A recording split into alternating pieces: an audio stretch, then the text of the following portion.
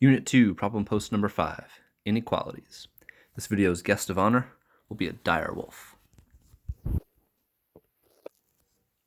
In number 1, we want to know if x equals 5 is a solution to the inequality negative 3x plus 1 strictly greater than 7. And we'll explain. Well, if 5 is a solution, that means it's going to make this inequality true. So let's substitute 5 in for x and see if it works out. So I have negative 3, and instead of x, I'm going to put a 5.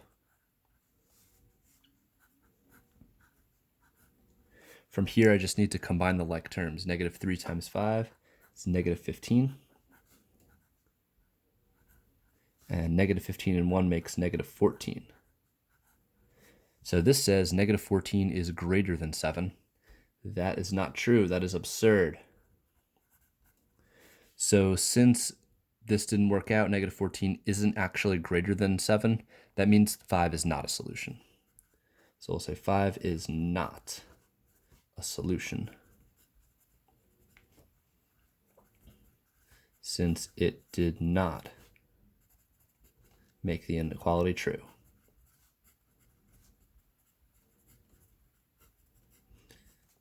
So if it makes the inequality true, it is a solution. Since it did not make the inequality true, it is not a solution.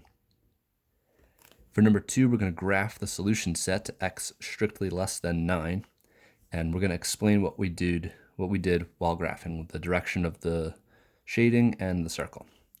So here's a number line, and maybe 0 will be here.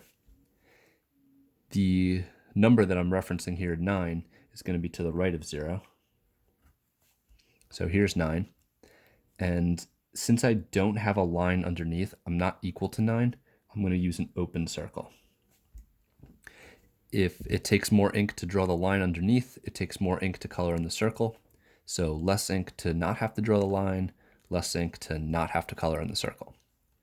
Next up is the shading. Since I'm less than 9, all the numbers smaller than 9 are to the left. So I'll shade to the left and put my arrow.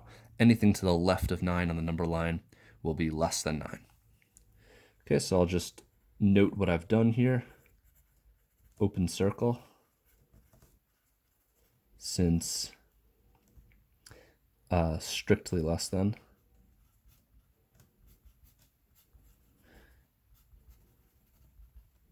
meaning strictly less than cannot be equal. Cannot be equal. That's what that means. Strictly less than cannot be equal to. And then shade left, since lesser numbers are left.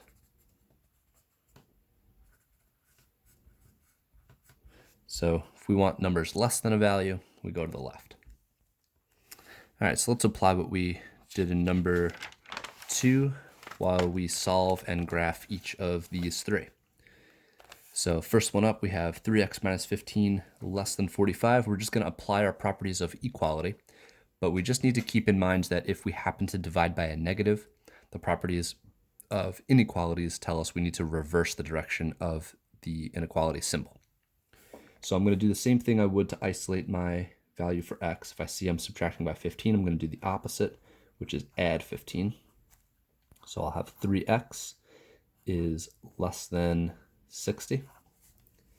Now, since 3 is being multiplied by the x, I'll do the opposite, which is multiplication, and I will divide both sides by 3. So those 3's will cancel out, and x will be less than 20. So this is the same type of inequality we saw in number 2, so I'll see the same pattern.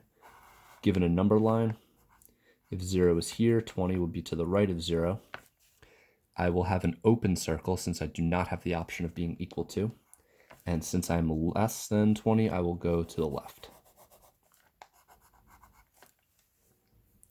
Okay, the reason we're doing this shading is because any number that is to the left of 20 would satisfy this inequality, would make it true. Like if I picked any number to the left here, maybe like negative 1 is less than 20, that's a true statement, so it works as a solution. If I were to plug any of those numbers in for x up here and multiply it by 3 and subtracted 15, we would see that it would be less than 45.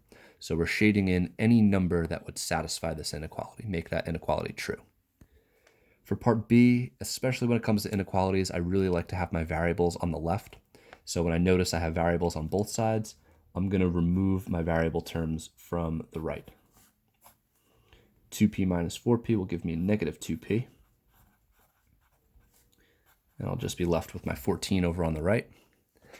Now to eliminate the negative 22, I'll add 22 to both sides. So I'll have negative 2p is greater than or equal to 36. And finally, to eliminate this 2, I need to divide by it. However, it is a negative 2. And whenever I divide by a negative, I need to reverse the direction of this inequality. So this does say right now greater than or equal to, but since I divided by a negative, it must switch to less than or equal to. 36 divided by negative 2, positive divided by negative is negative, 36 divided by 2 is 18. So on my number line, I will have my 0. Negative 18 will be to the left. And from here, I am less than or equal to negative 18. So since I have the option of being equal to, I'll make a closed circle, and I will shade to the left. So any number to the left of negative 18, including 18, negative 18, will satisfy this inequality. For part C, I need some combining like terms first, so I'll go ahead and distribute my negative 3. So I'll have negative 3x minus 18 greater than or equal to 5x plus 6. Again, I really prefer my variable terms on the left, so I will remove the x terms from the right. This will give me a negative 8x minus 18 greater than or equal to 6. Now I'll need to add my number to both sides to eliminate any number terms, any constants from the left, which will leave me with negative 8x greater than or equal to 24. And finally, to remove the negative 8, I will do the opposite of multiplication, which is division. And since I'm dividing by a negative again, I must again reverse the direction of my inequality. Positive divided by negative is negative. 24 divided by 8 is 3. On a number line, if I have a 0 here, negative 3 will be somewhere to the left of that 0. I have the bar underneath that has the option of being equal to, so my circle will be a closed circle. And again, I'm less than, so I'll go everything to the left. And there we have it. Be sure to fill out a self-rating. Number 1 through 4, assessing your ability to solve and graph inequalities after the video.